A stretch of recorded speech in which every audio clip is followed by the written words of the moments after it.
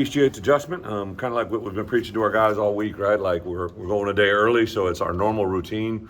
Really didn't affect the way we practice Tuesday, Wednesday, and Thursday. Tomorrow will be our Thursday practice like we always are, but when they get done with it, right, then we're going to have to pack up, put ourselves in a position because the plane is going to leave that afternoon, right? So instead of being home on a Thursday, you're going to be in Oregon, but we're going to kind of go through the same routine Thursday, Friday. Saturday, it's a 2:30 kickoff, even though it's 12:30 there. It's 2:30 kickoff here, which we've had the last 2 weeks, so there's a lot of continuity on how we do things timing-wise and all that goes into it. Health standpoint, really no changes. Update on Caden. Caden got home, I believe on whatever today is. I get screwed up. Today's Tuesday. Today's Wednesday. He got home Tuesday. Everything is very positive. Doctors have been awesome about it.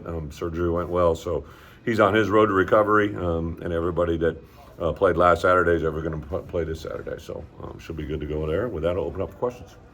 This has been a lot of conversations about teams going to the West Coast and, Yeah. and what that looks like. Have you looked in at all to Well, so two things. When this first came up on our schedule, it had been my experience. The best thing I loved was actually, depending on the time of the game in the NFL, sometimes you would go the day before, but you would stay the day after because the side effects of the game the next week was twice as effective. But the NCAA does not allow you to stay after unless it's a bowl game, right? So we actually knew right away that it was going to have to be 2 days in advance. I wanted to do that versus one. I think there are a couple schools that began to read and hear and listen and change their thought process and change from a 2-day to a 1-day.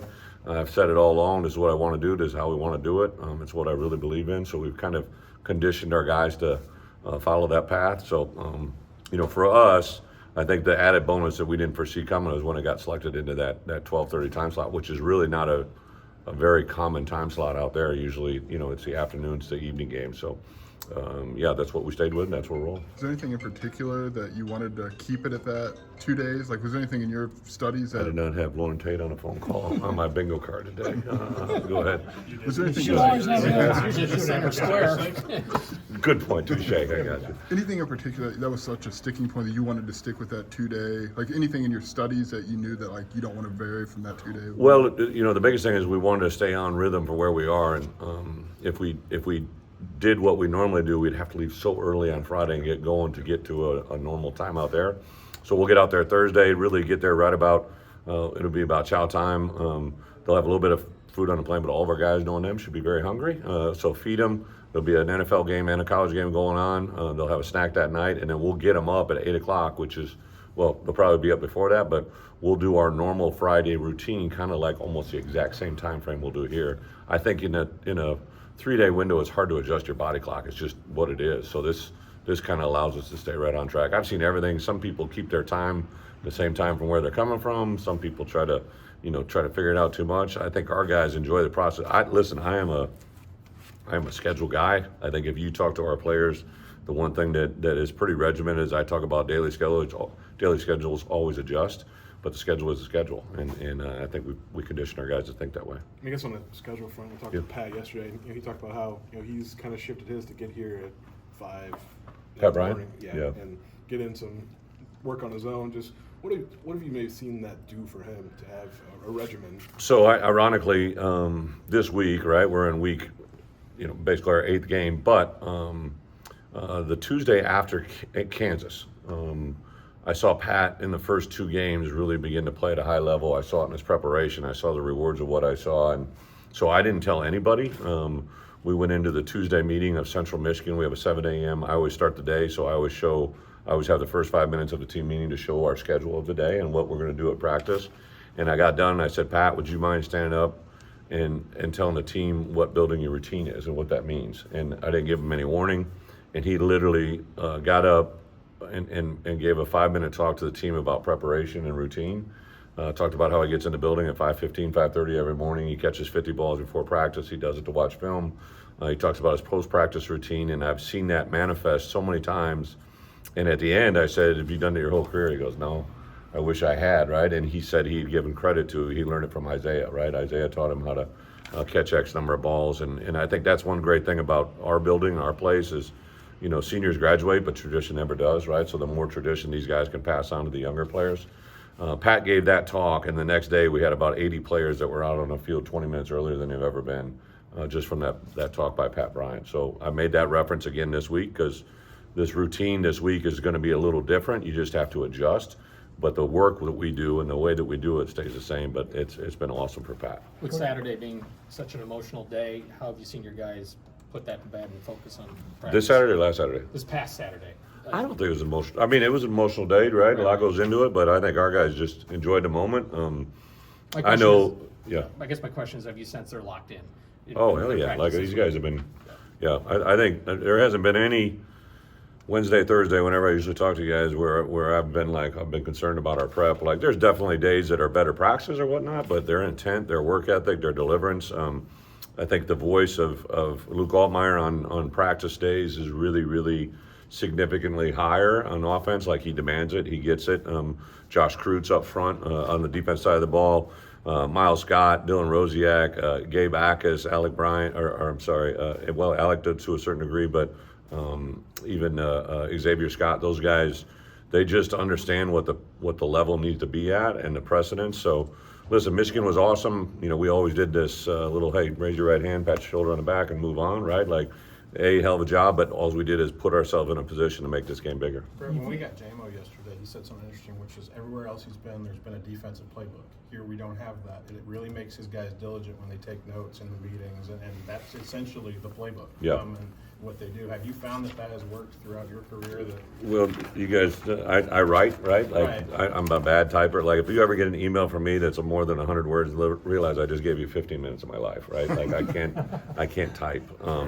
But I do think you learn by writing. And so, yeah, when I made the decision to come here, right, we don't hand out, and the reason the NFL really doesn't do that is because there's so much continuity. Guys are, and people, all of a sudden you see notebooks coming up on the internet for sale, right? So we made a conscientious effort when we came here that we weren't going to install playbooks, right? We were going to install by daily installs, and it forces our guys to learn it. It also allows you to adjust, as you know. But JMO, in my opinion, not just as a D-line coach, he's one of the best teachers I've ever been around. Like, I just things out of my mind. When I became an assistant coach, I was a GA, and when Coach Fry offered me the job to be a linebacker coach, he said the greatest concern he has was my age, because I was young. I was the same age as the guys. Literally, the older guys in my room were guys that I might have hosted on recruiting visits, or were like literally 2 years younger than me. But he said, other than your age, the greatest concern I have is you've never taught in a classroom. You've never been back when I was hired, a lot of times guys were high school teachers, right, or high school coaches that became, college coaches.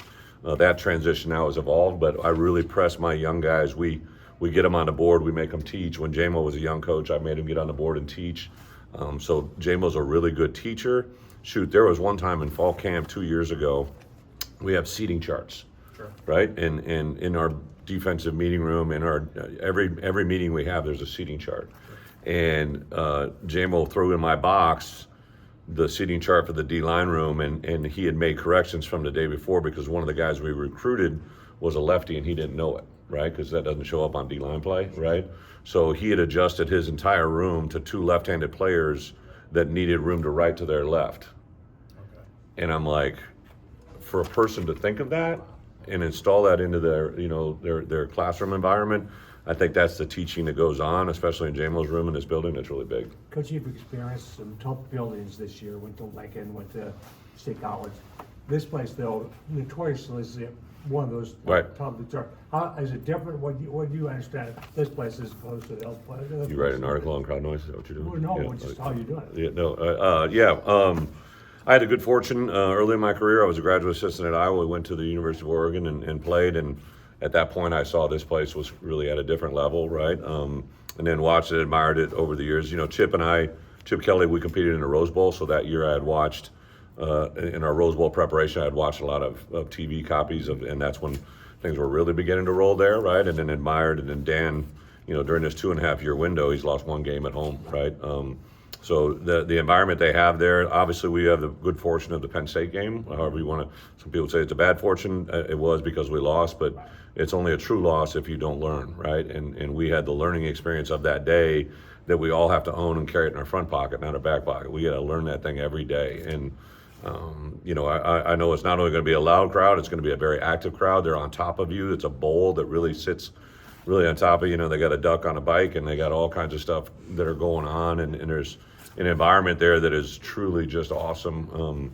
my relationship with Nike. I got a lot of those Nike people are Oregon people, right? And they have a lot of pride in that stadium. It's named after a lumberjack. How much could, I mean, it can't get any better than that, right? Like, so I think they remodeled at 90, if I'm not mistaken, and created an even louder environment. So, yeah, we're excited to play there, to go on the road and show the growth that we've had, hopefully, since Penn State. I know it's going to be probably the most energized and loud crowd that we've seen, probably literally maybe in my coaching career. Brett, obviously, Will happens? Stein and Barry have Yeah. a history together. What have you seen from Will, and how does Barry's? I don't know relationship- Will. I've met him, but extremely creative, much like Barry, very, very driven on certain principles. You can see the things that he loves to do, and I think you even look at Oregon offensively, the growth they've had over the season from the first game to where it is. You can tell he's learning his quarterback and all the skills that he brings and how to play to his strengths. I think that's one of the greatest things about Barry is he really truly does maximize player strengths, minimize their weaknesses, and you can see the same thing with Will and their offense. They're very, obviously we got to play them, so they're not exciting to watch, but you can see I've really enjoyed the game plan and the game prep of finding these people. Got some dynamic players that they use very, very well. We've never asked, but why is Punt Shield your baby? Why have you zoned in on So when I first started coaching, we used to run traditional punt like the pros run, right? Like where you kick back and you have double wings, and you would practice punt every day because that technique was so hard to teach. You practiced it every day. So there was a large volume of work that were associated with learning to teach punt, right? And then I ran that my first year at Wisconsin, and everybody was running shield punt. So at that time, Dave Wannstedt was the head coach at Pittsburgh, and he had a young coach that was running his punt team. Charlie Partridge was with me. He said we should bring him in and have us teach shield punt, right? And teach shield punt. So I'm like, I get with the AD. I think it was Coach Alvarez. I said, hey, I'd like to bring this guy in, and they're going to charge us $5,000 if I bring him in during the out of season. I want him to teach me shield punt. So I'm like so excited. I've been trying to figure out shield punt for like years. And so I bring in, and it's actually the coach that was at Boston College and then went to the Packers. Halfley was the guy, right? So I brought in Halfley and give him his check for $5,000, and then we sit down and we're starting to go through shield punt, and he said, okay, this is where we go, and I'm like, okay. We're 10 minutes into this thing, and I had reserved a day and a half, 2 days of my schedule, and he goes, that's it. I'm like, what? He goes, that's it. I'm like, no. Right, then we go and I drill him for about another hour, and coach, that's it, right? And so I'm like, okay, let's go to lunch, right? Like it was by far probably the best $5,000 he ever made. But that's when I realized that shield was like a really big part of it, how those guys were coached. So that was kind of my first year. I was a special teams coordinator, but I didn't want to have all that time commitment. I wasn't doing it, so I tried to coach a phase in every phase of the kicking game, and that's why I've held on to shield. And then, Barry Lundy was my punt coordinator when I was at Arkansas, and I ran the shield, and I got to see how he worked and preached and teached and coordinated. So it's just kind of that, and plus it's all O linemen, tight ends, and D linemen. That's what I love. So that's probably the biggest part. Thank you, guys.